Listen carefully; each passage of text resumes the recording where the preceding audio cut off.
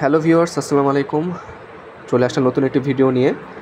আজকে আমরা আলোচনা করব হচ্ছে কির্শফের সূত্র। তোমাদের যাদের কির্শফের সূত্র নিয়ে অনেক বেশি সমস্যা, আর 2 ঘন্টা 3 ঘন্টার কোনো ক্লাস করতে হবে না। আশা করছি আমার এই 10 মিনিটের লেকচারটি ফলো করলেই কির্শফের সূত্র থেকে যাবতীয় যত ধরনের ম্যাথ আসা পসিবল সবগুলোই আশা করি তোমরা অ্যান্সার করতে পারবে। চলো শুরু করা যাক। কুমিল্লা বোর্ড 2023 একটি খুবই গুরুত্বপূর্ণ কির্শফের সূত্র থেকে একটি ম্যাথ এসেছিল। আমরা সেই কোশ্চেনটি সলভ করব ভিডিও শেষে, সেটি দেখার জন্য অনুরোধ থাকলো। শুরুতে আমরা কেসিএল এবং কেভিএল অর্থাৎ কির্শফের প্রথম সূত্র এবং দ্বিতীয় সূত্রের যে বেসিক আলোচনাগুলো আছে সেগুলো আমরা একটু করে ফেলি। সেটা হচ্ছে কির্শফের প্রথম সূত্রকে বলা হয় কেসিএল বা কির্শফ কারেন্ট ল, ঠিক আছে, কির্শফ কারেন্ট ল। এবং কির্শফের দ্বিতীয় সূত্রকে বলা হয় কেভিএল বা কির্শফ ভোল্টেজ ল।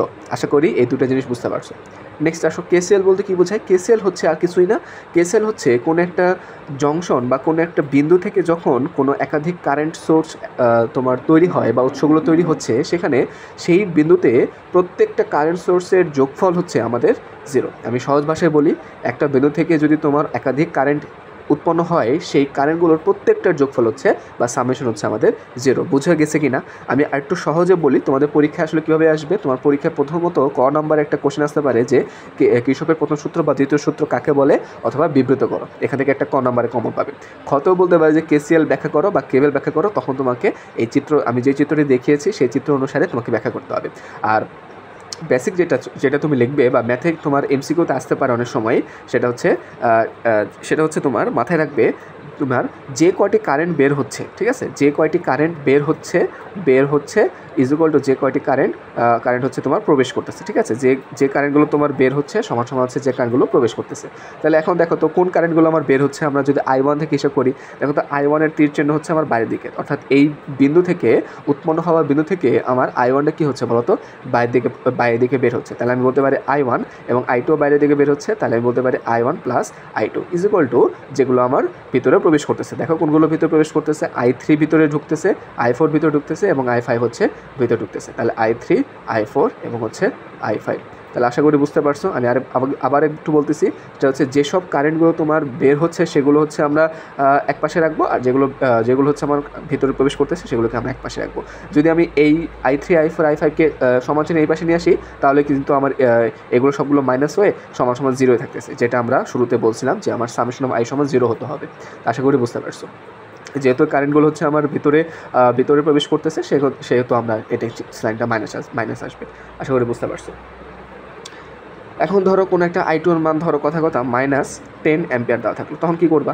বা ধরো I4-এর মান আসলো -5 অ্যাম্পিয়ার, তখন কী করবা? জাস্ট I4-এর জায়গায় -5 রাখবা, তখন সমান চিহ্ন এই পাশে চলে আসলে কিন্তু +5 হয়ে যাবে। আশা করি বুঝতে পারছো। নেক্সট হচ্ছে আমার কেভিএলের যে মেইন সূত্রটা, সেটা হচ্ছে আমার summation of voltage equal to 0, অর্থাৎ কোনো একটা ক্লোজড লুপে বা বদ্ধ বর্তনী, ঠিক আছে, বদ্ধ বর্তনীতে আমার যতগুলো ভোল্টেজ আছে তার সবগুলোর সমষ্টি হচ্ছে 0।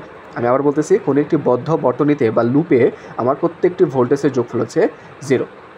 দেখো আমি অলরেডি একটি লুপ তোমাদের জন্য এঁকে নিয়েছি। সেটা হচ্ছে দেখো A, B, C, D এবং A, অর্থাৎ যে বিন্দু থেকে শুরু করব এই লুপটা ঘুরে আবার সেই বিন্দুতে আসতে হবে। তাহলে এই লুপের নাম কি দিব আমরা? A, B, C, D এবং আবার হচ্ছে A লুপে, ঠিক আছে। এই লুপে আমরা যদি কেভিএল অ্যাপ্লাই করি, আমি কি বলেছিলাম, প্রত্যেকটা ভোল্টেজের যোগফল হচ্ছে 0। তাহলে দেখো তো, তুমি যে কোনো বিন্দু থেকে স্টার্ট করতে পারো। ধরো আমি বি বিন্দু থেকে স্টার্ট করলাম, কারণ বি বিন্দু থেকে তুমি যাওয়ার সময় তোমার সামনে কোন ভোল্টেজটা পড়তেছে, সেটা হচ্ছে ই ভোল্টেজটা পড়তেছে। ই ভোল্টেজের এটা সবসময় মাথায় রাখবা, এটা হচ্ছে ছোটো চিহ্নটা হচ্ছে মাইনাস এবং বড় চিহ্নটা হচ্ছে আমার প্লাসে প্রান্ত। মানে একটা ভোল্টেজের এটা হচ্ছে মাইনাস প্রান্ত, এটা হচ্ছে প্লাস প্রান্ত। তুমি যদি বি বিন্দু থেকে যাত্রা শুরু করো, তুমি ই এর কোন প্রান্ত পাচ্ছ? পজিটিভ প্রান্ত। তাহলে আমি লিখতে পারি হচ্ছে প্লাস ই। প্লাস লেখা যায়, না লেখা তো একটা সমস্যা নেই। এরপর আগাও। এরপর তুমি যেই জায়গাতে তুমি রোধ পাবা, সেই জায়গায় তোমাকে থামতে হবে এবং সেখানে একটা ভোল্টেজ নিতে হবে। বলো তো, রোধের ভোল্টেজ সূত্র আমরা কি জানি? আমরা জানি হচ্ছে V ইকুয়াল টু IR। আমরা যদি V দিয়ে লিখি, তাহলে লিখতে পারবো হচ্ছে প্লাস V সমান 0, আর আমি লিখতে পারি হচ্ছে V এর জায়গায় IR equal to E plus IR সমান 0। আশা করি বুঝতে পারছো। কোনো কনফিউশন থাকলে কমেন্ট বক্সে অবশ্যই জানাবে। এরপরে এখন আসো আমরা কুমিল্লা বোর্ডের 2023-এর প্রশ্নটি সলভ করি। আমাদের একটি এখানে কয়টা লুপ আছে? এখানে কিন্তু আমার এটা একটা লুপ এবং এখানে আরেকটা লুপ আমাদের দেওয়া আছে। এই লুপের ভিতরে আমার দুটি অভ্যন্তরীণ রোধ R1 R2 দেওয়া আছে। E1 এবং E2 এর মান দেওয়া আছে, একটা যথাক্রমে 12 ভোল্ট, একটা 14 ভোল্ট এবং আমার R এর মান দেওয়া আছে হচ্ছে 15 ভোল্ট, বা রোধের মানটা দেওয়া আছে আমাদের 15 ভোল্ট। তো আমার প্রশ্নে কী চেয়েছে, আমাকে প্রশ্ন চেয়েছে I1 এর মান, অর্থাৎ এই I1 এর ভিতর দিয়ে যে পরিমাণ কারেন্ট যাচ্ছে সেটা আমাকে বের করতে হবে। চলো একদম সিম্পল, আমরা আগে দেখবো এখানে হচ্ছে আমাদের আননোন কয়টা, সে অনুযায়ী আমরা আগে ইকুয়েশন বের করবো, ক্যালকুলেটার আমরা ইকুয়েশন সলভ করবো, দেন ইনশাল্লাহ আমাদের কোশ্চেনটা সলভ হয়ে যাবে। এখানে তোমরা বলতে পারবে এখানে কয়টি আননোন ইকুয়েশন আছে, এখানে কিন্তু 3টে আননোন ইকুয়েশন আছে। একটি হচ্ছে আমার একটি হচ্ছে আমাদের I1, এবং এখানে দেখো এখানে কিন্তু আমার প্রশ্নে I2 দিয়ে দেনে, আমরা এটাকে চিহ্নিত করে দেবো, সেটা হচ্ছে I2। তাহলে আমার আননোন কয়টা, আননোন হচ্ছে আমার 3টা, I1 এবং I2। সেক্ষেত্রে আমার ইকুয়েশন কয়টা লাগবে বলো তো, ইকুয়েশন লাগবে হচ্ছে আমার টোটাল 3টা ইকুয়েশন লাগবে। এখন আসো প্রথম ইকুয়েশনটা আসবে কিন্তু আমাদের কেসিএল থেকে। কীভাবে বুঝবে দেখো, একটু খুব ভালো করে মনোযোগ দিয়ে দেখো, এখানে কিন্তু এই বি পয়েন্টে আমার কিছু কারেন্ট প্রবেশ করতেছে, আবার কিছু কারেন্ট কিন্তু বের হয়ে যাচ্ছে। তাহলে আশা করি বুঝতে পারতেছো যে এখানে আমার কী ইউজ করতে হবে। তাহলে আমরা যদি ইউজ করি যে বি বিন্দুতে যদি আমি কেসিএল অ্যাপ্লাই করি, বি বিন্দুতে কেসিএল অ্যাপ্লাই করে পাই, বা বি বিন্দুতে কেসিএল ব্যবহার করে পাই, আমরা হচ্ছে যে কারেন্টগুলো প্রবেশ করতেছে যে কারেন্টগুলো বের হচ্ছে। তাহলে আমার বের হচ্ছে কারেন্ট I, এবং ভিতরে প্রবেশ করছে হচ্ছে I1 প্লাস হচ্ছে I2।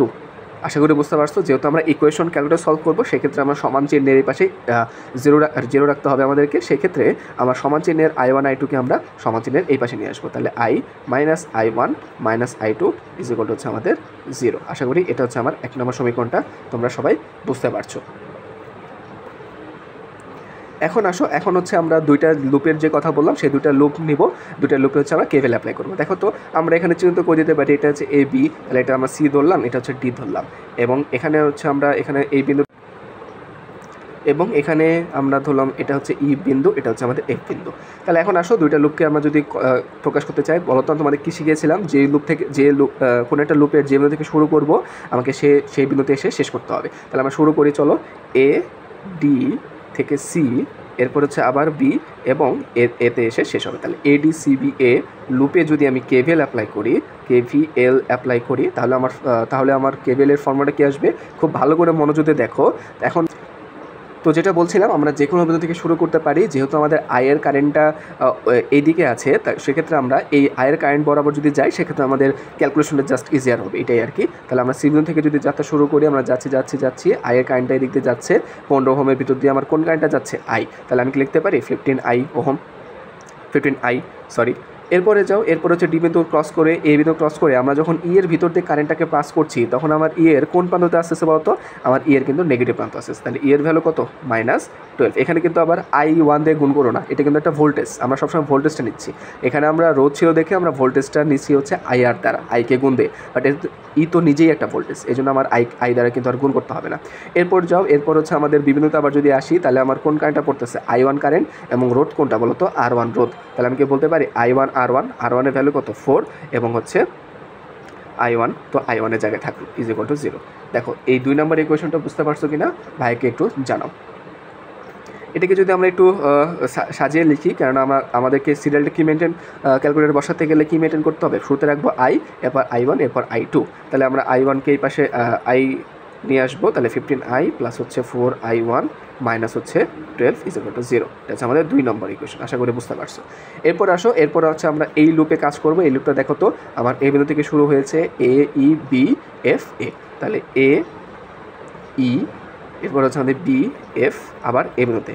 এই লুপে যদি আমরা কেভিএল অ্যাপ্লাই করি, তাহলে বলতো শুরুতে আমরা কি পাবো, তাহলে আমরা শুরুতে পাবো হচ্ছে, আমরা ধরো এই বিন্দু থেকে যদি যাত্রা শুরু করি, তাহলে সবার আগে পাচ্ছি আমরা ই এর নেগেটিভ ভ্যালু, তাহলে এ নেগেটিভ ভ্যালু হচ্ছে আমাদের মাইনাস হচ্ছে আমাদের 14। এরপরে হচ্ছে আমরা যখন এখানে I2 ক্রস করবো, তখন আমার একটা অভ্যন্তরীণ রোধ আছে R2, যার ভ্যালু হচ্ছে 4। তাহলে আমার এখানে কী হবে বলতো, +4I2, প্লাস হবে আমার হচ্ছে 4I2। আশা করে বুঝতেছো। এরপর বিভিন্ন থেকে আবার তুমি এদিকে যখন যাবে, তখন তুমি কী পাচ্ছ বলো তো, তখন তুমি পাচ্ছ হচ্ছে I1 এর ভিতরে একটা রোধ আছে, সেটা হচ্ছে 4 ওহম। কিন্তু মাথায় রাখতে হবে, তুমি কিন্তু এখন I1 এর ডিরেকশনটা দেওয়া আছে এদিকে, আর তুমি যাচ্ছ কিন্তু এদিকে, তখন সেখানে কিন্তু কী চিহ্ন চলে আসবে, মাইনাস। আমি আবার বলতেছি, তুমি যাচ্ছ হচ্ছে এদিকে, বাট কারেন্টের ডিরেকশন কোন দিকে বলো তো, কারেন্টের ডিরেকশন কিন্তু এইদিকে। তখন সেক্ষেত্রে আমার কী লিখতে হবে আমাকে, -4I1। আশা করে বুঝতেছো। এরপর আসো, তারপরে ই এর কোন প্রান্তটা আমরা পেয়েছি, পজিটিভ প্রান্ত, সেক্ষেত্রে আমরা লিখতে পারি +12। তাহলে এটাকে পুরোটা তো দেখো, আমরা যদি AEBFA লুপে যদি কেভিএল অ্যাপ্লাই করি, তাহলে আমাদের ইকুয়েশনটা আসতেছে এরকম।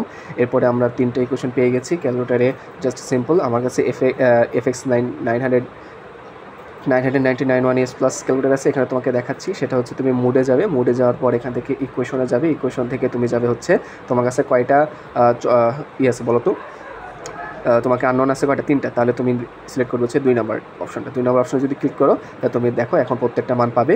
এখানে হচ্ছে তুমি আই এর মান, তারপর এখানে হচ্ছে I1 এর সহগ, এরপর I2 এর সহগ, এরপর হচ্ছে তুমি যে ধ্রুবকটা সেটা বসাবে। আশা করি বুঝতে পারছো। ক্যালকুলেটর এখানে বসিয়ে যে মানগুলো আসবে সেটা হচ্ছে I এর মান 0.76 অ্যাম্পিয়ার, I1 এর মান 0.13 অ্যাম্পিয়ার এবং I2 এর মান হচ্ছে 0.63 অ্যাম্পিয়ার। অর্থাৎ আমাদের কাঙ্ক্ষিত মান আমরা পেয়ে গেছি। দেখো এই দুটো মান যোগ করলেও কিন্তু আমাদের আয়ের ভ্যালুটা চলে আসে। তাহলে আশা করি এই প্রত্যেকটা প্রসেস তোমরা বুঝতে পারছো। যদি না বুঝে থাকো জাস্ট ভিডিওটা আরেকবার রিভাইন্ড করে দেখতে পারো। এছাড়াও তোমাদের যে কোনো ধরনের জিজ্ঞাসা থাকলে কমেন্ট বক্সে অবশ্যই জানাবে এবং অবশ্যই চ্যানেলটি ভালো লাগলে চ্যানেলটি সাবস্ক্রাইব করে পাশে থাকা বেল আইকনটি ক্লিক করে দিবে পরবর্তী ভিডিওগুলো পাওয়ার জন্য। সবাইকে ধন্যবাদ। আসসালামু আলাইকুম।